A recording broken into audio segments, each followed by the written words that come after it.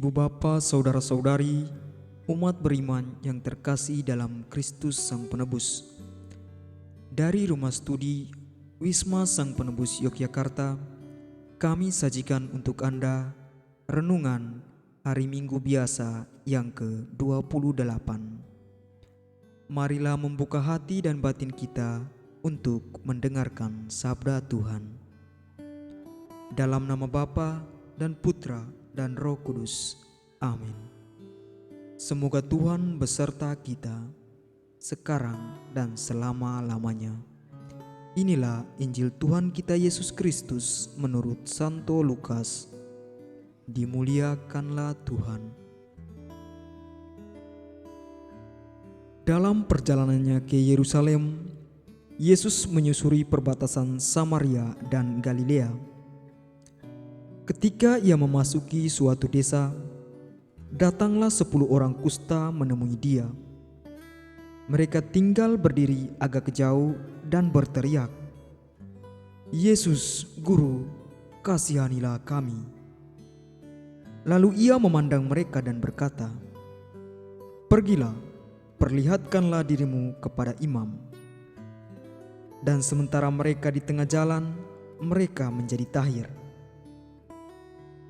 Seorang dari mereka ketika melihat bahwa ia telah sembuh, kembali sambil memuliakan Allah dengan suara nyaring, lalu tersungkur di depan kaki Yesus dan mengucapkan syukur kepadanya.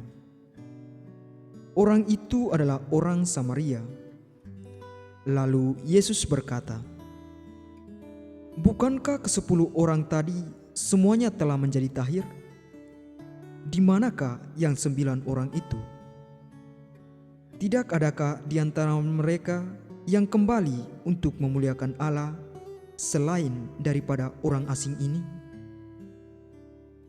Lalu ia berkata kepada orang itu, "Berdirilah dan pergilah, imanmu telah menyelamatkan dikau." Demikianlah Injil Tuhan. Terpujilah Kristus. Ibu bapa, saudara-saudari, umat beriman yang terkasih dalam Kristus Sang Penebus. Selamat pagi dan selamat berhari Minggu untuk kita semua. Berkah dalam. Semoga kita semua dalam keadaan sehat walafiat. Pada hari Minggu biasa ini, kita memasuki hari Minggu biasa yang ke-28. Dan hari ini kita akan merenungkan tentang memuliakan Tuhan dan tahu berterima kasih. Ibu bapa, saudara-saudari, umat beriman yang terkasih dalam Kristus Sang Penebus. Setiap kita pasti sudah pernah mengalami sakit, baik sakit berat maupun sakit ringan. Ada orang yang bisa menerima sakit itu dengan sukacita, kegembiraan, dan melihat sakit itu sebagai bagian dari hidupnya. Ada juga orang yang menerima sakit itu dengan duka cita. Pengalaman sakit menjadikan orang tidak merasa bebas, frustasi, merasa tidak berarti, dan juga lain-lain. Intinya, bahwa orang sakit selalu memiliki kecenderungan untuk menyalahkan diri sendiri, orang lain, dan juga mungkin saja menyalahkan Tuhan. Namun, suasana duka cita dan kecenderungan untuk menyalahkan itu akan berubah apabila kita mengalami rahmat kesembuhan dari Tuhan. Ibu bapa, saudara-saudari, umat beriman yang terkasih dalam Kristus Sang Penebus. Naaman yang menderita sakit kusta dalam bacaan pertama dan 10 orang kusta dalam bacaan Injil telah menerima rahmat kesembuhan dari Tuhan. Ketika Naaman menerima rahmat kesembuhan dari Tuhan, ia membuka hatinya untuk memuliakan Tuhan.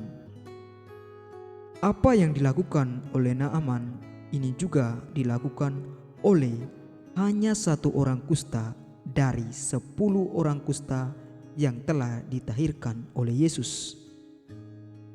Naaman dalam bacaan pertama dan satu orang kusta dalam bacaan Injil telah menunjukkan kepada kita apa artinya beriman itu. Berdasarkan kedua bacaan itu, kita bisa mengatakan bahwa beriman berarti membuka hati untuk memuliakan Tuhan. Namun bagi saya, beriman itu berarti tahu berterima kasih. Tahu berterima kasih berarti kita tidak melupakan semua kebaikan Tuhan yang berkarya dalam setiap perjalanan hidup kita. Ibu bapa, saudara-saudari umat beriman yang terkasih dalam Kristus Sang Penebus. Berdasarkan pengalaman sakit yang kita alami dan bacaan-bacaan yang telah kita dengar pada hari Minggu ini, saya ingin mengajak kita semua untuk terus memuliakan Allah dan tahu berterima kasih.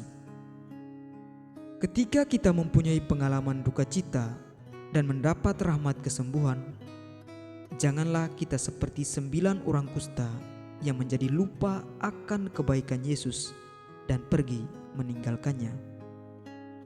Marilah kita belajar dari Naaman dan satu orang kusta yang telah ditahirkan, di mana mereka mempunyai keterbukaan hati untuk memuliakan Allah dan berterima kasih atas rahmat-Nya.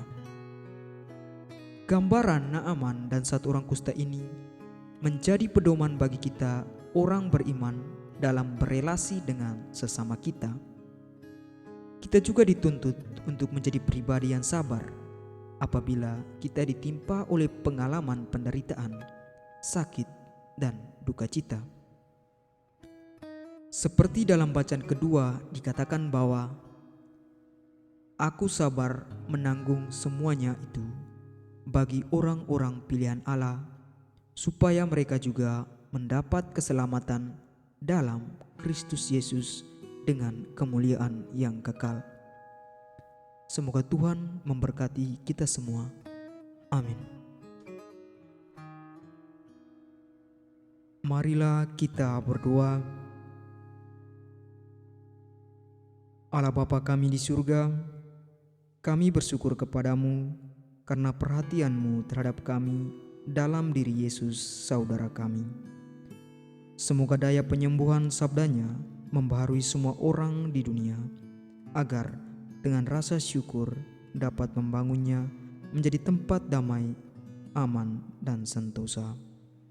Demi Yesus Kristus Putra-Mu, Tuhan kami, yang hidup dan berkuasa bersama Dikau dalam persekutuan dengan Roh Kudus, Allah sepanjang segala masa. Amin. Dalam nama Bapa dan Putra dan Roh Kudus. Amin.